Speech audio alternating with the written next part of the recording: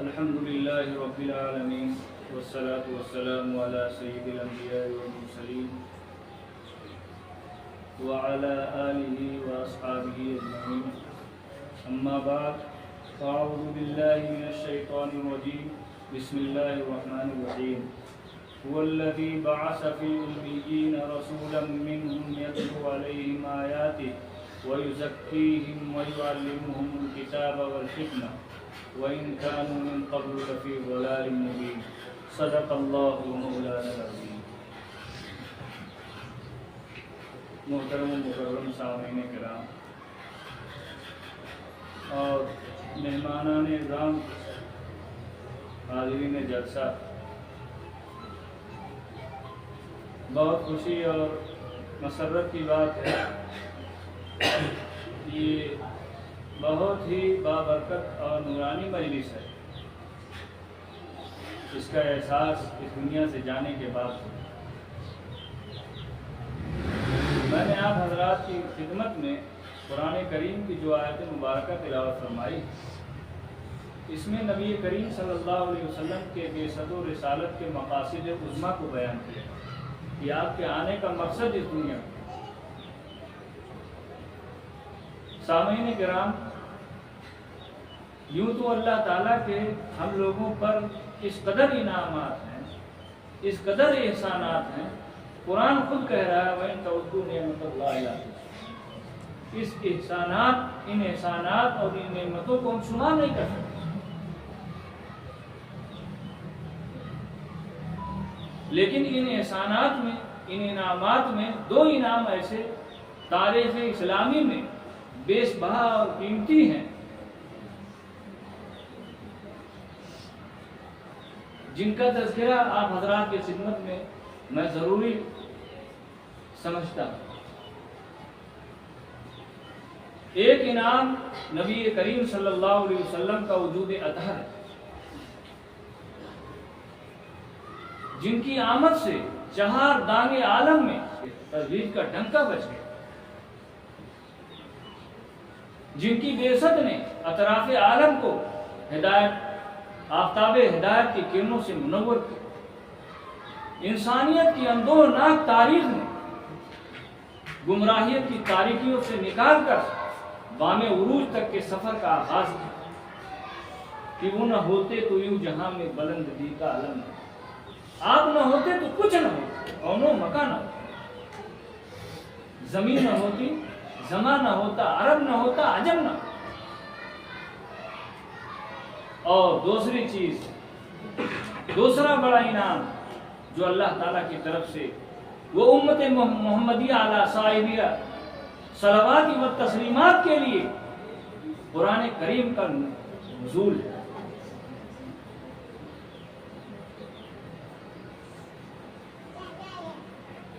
جو تمام انسانیت کے لیے امراض و آلام، چاہے وہ جسمانی ہو چاہے روحانی ہو، نسخہ کیمیا کے طور پر بطور علاج کے فراہم کیا، جس کو حضرت اقدس حضرت مولانا قاری طیب صاحب نور اللہ مرقدہ نے بہت اچھے انداز میں بیان کیا کہ اللہ رب العزت نے نبی کریم صلی اللہ علیہ وسلم کو دو بعثتوں سے گویا کی سرفراز سمجھا. ایک بعثت جسمانی، جس کو آج ہم حیات ظاہر سے تعبیر کرتے ہیں، جو ماہ ربیع الاول سے شروع ہوا، اور دوسری بعثت روحانی ہے، جس کو ہم حیات ثانیہ سے تعبیر کرتے ہیں، جس کی ابتدا قرآن کریم کے نزول سے ہوئی. بہرحال میرے محترم بزرگوں اور دوستو، اللہ تعالیٰ کی سب سے بڑی کتاب، نبی کریم صلی اللہ علیہ وسلم کا سب سے بڑا معجزہ، دین کی اصل اور بنیاد، شریعت کی بقا اسی پر ہے کہ اگر ایک حرف کا بھی انکار کسی نے کیا تو کافر ہے.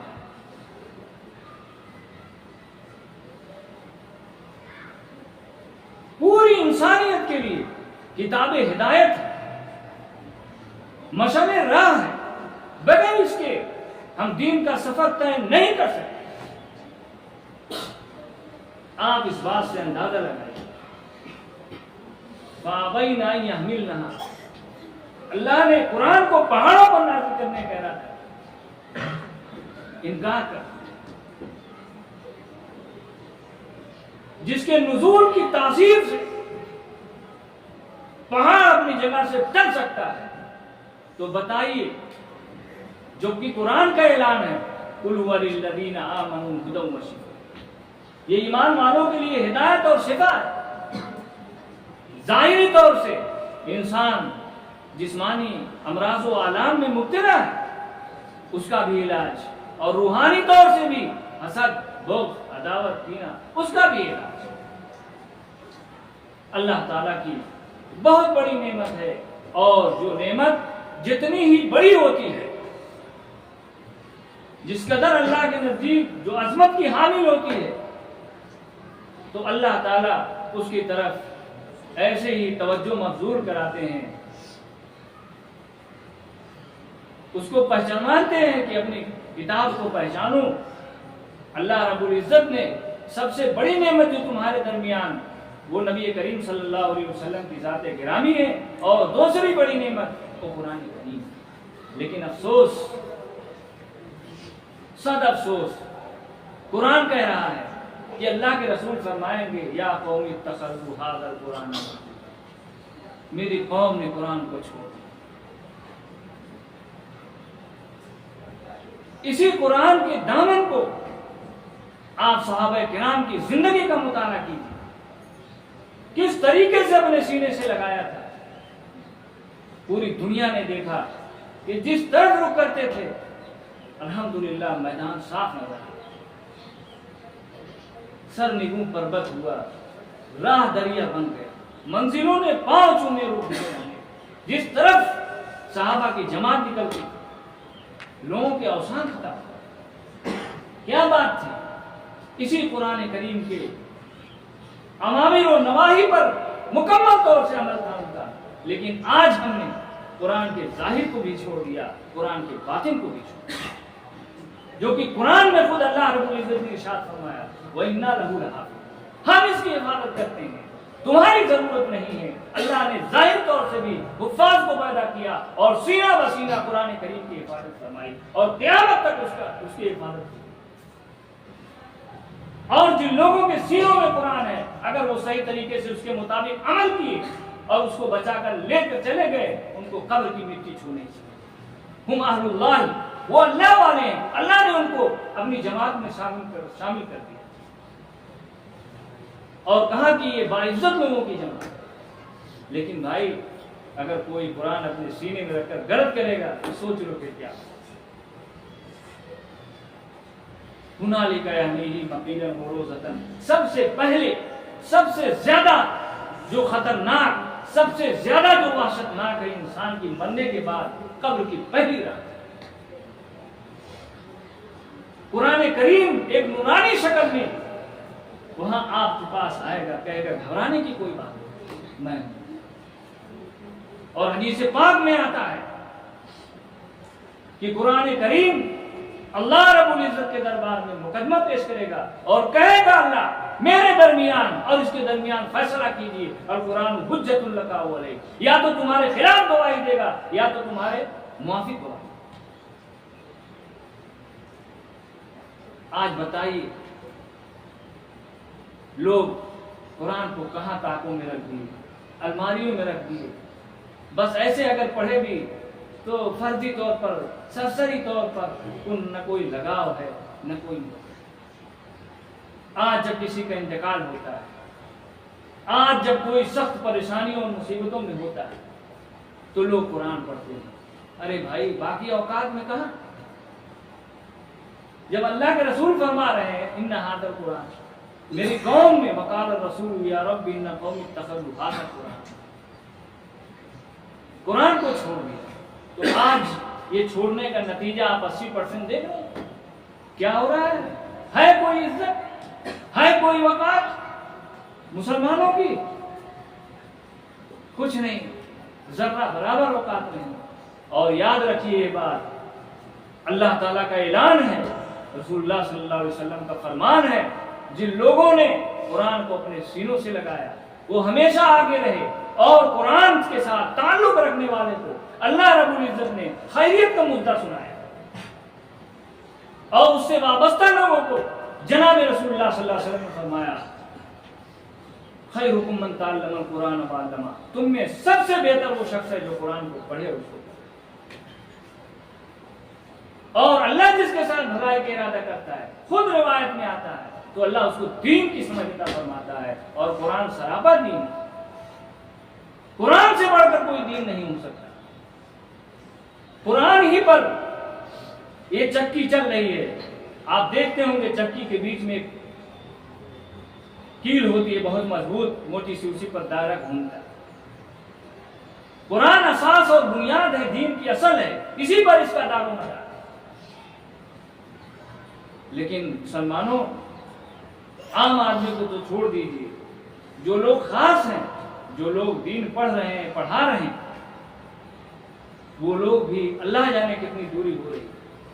آج جمعہ کا بیان ہوتا ہے تو میں دیکھتا ہوں عوام کو، اللہ جانے ان کو پورا مسئلہ مسائل ایسا معلوم ہوتا ہے کہ ان کا سینہ دین سے لبریز ہے، ان کو کسی علم کی ضرورت نہیں، کچھ سننے کی ضرورت نہیں، جبکہ اللہ کے رسول نے فرمایا عالم بن جاؤ، کن عالمن او متعلمن، یا طالب علم بن جاؤ، او مستمعن، یا ان کی باتوں کو سننے والے بن جاؤ، او محبن، یا ان سے محبت کرنے والے بن جاؤ، ولا تکن الخامسہ والا فتہلکا، اور پانچویں مت بننا ورنہ ہلاک ہو جائے۔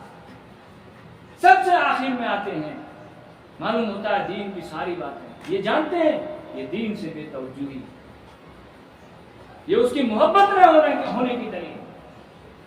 آج جو کچھ ہم لوگ کر رہے ہیں یہ رسمی طور سے کر رہے ہیں، آپ یقین مانیے آج اپنے دل میں قرآن کو بسائیے، اپنے سینے سے قرآن کو لگائیے، انشاءاللہ پھر وہی ہمارا دن لوٹ ہے۔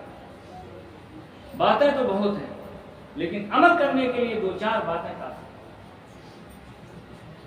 آج ہماری جو ڈگریاں مل رہی ہیں ہندوستان میں اور بہت سے ممالک میں جہاں شریعت اسلامی کا نفاذ ہے، قانون ہے، آپ دیکھ رہے ہیں افغانستان شریعت کا قانون نافذ ہے، الحمدللہ حکومت کا شریعت کا فیصلہ ہے کہ جو بھی کوئی چوری کرے گا تو اس کا ہاتھ کاٹ دیا، لیکن آپ کو ایک ہاتھ کٹا نہیں اصول ہے۔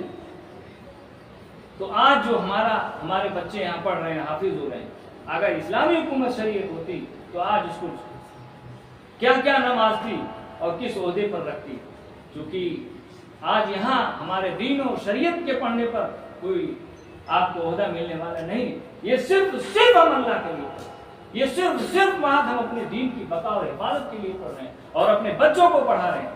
پہلے لوگ اپنے بچوں کو پڑھایا کرتے تھے کہ کل یہ آخرت میں ہمارے لیے نجات کا ذریعہ بنے۔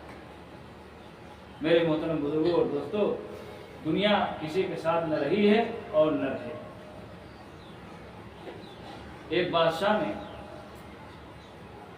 یمن کا ایک مشہور پہاڑ ہے، فارسی کا شعر ہے، الوند پہاڑ، ایسا محفوظ قلعہ بنایا تھا، ایسا معلوم ہوتا تھا کہ جیسے سبز باغ میں انڈا رکھا ہو، اتنا خوبصورت اور حسین بنایا، اور بڑے بڑے لوگوں کو وہاں بلایا۔ ایک اللہ والے اور عالم نے کہا کہ تم یہ دیکھو کہ کیا تم سے پہلے اور لوگوں نے اس سے اچھا قلعہ نہیں بنایا؟ وہ ہے آج تو کچھ بھی آپ کے ساتھ نہ رہنے والا ہے، اور جو کچھ رہ جائے گا اگر صحیح لوگوں کے ہاتھ میں گیا تو آپ کے لیے فائدہ مند ہوگا، اور اگر صحیح لوگوں کے ہاتھ میں نہیں گیا تو آپ کے لیے کیا فائدہ؟ تو اسی لیے چالاک آدمی وہ شخص ہے جو اپنے بچوں کو دین پڑھائے، دین سمجھائے، اپنے آمدنی کو، اپنے پیسے کو اپنے بچوں پر خرچ کرے، جہاں جائز ضروریات ہو وہاں خرچہ کرے، دین کے لیے خرچ کرے، تو وہ آخرت کا سامان بنے۔ اللہ تعالیٰ ہم لوگوں کو قرآن سے ہم لوگوں کا صحیح تعلق نصیب فرمائے۔ اللہ تعالیٰ ہم لوگوں کی قرآن کی مخاصمت سے ہم سب کی حفاظت فرمائے۔ آمین۔ وآخر دعوانا ان الحمد للہ رب العالمین۔